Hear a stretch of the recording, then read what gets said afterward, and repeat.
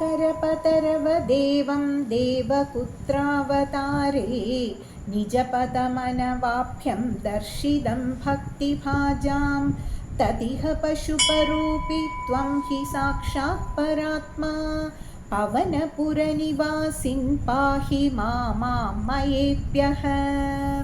இந்த 10வது ஸ்லோகத்தில் பட்டதிரி குருவாயூரப்பனை பிரார்த்திக்கிறதை பற்றி தான் சொல்கிறார். ஓ குருவாயூரப்பா, உன் பக்தர்களுக்கு எந்த அவதாரத்தில் யாராலும் அடைய முடியாத வைகுண்ட லோகத்தை கைமேல் நெல்லிக்கனி போல் காட்டினாய்.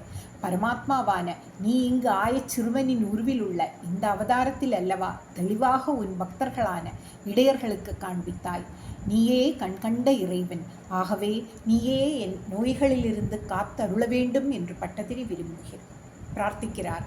அதே போல் நாமும் கண்ணனின் தாமரை போன்ற திருவடி அமரைகளில் விழுந்து ஆரோக்கிய சௌக்கியத்திற்கு வேண்டி பிரார்த்திப்போம்.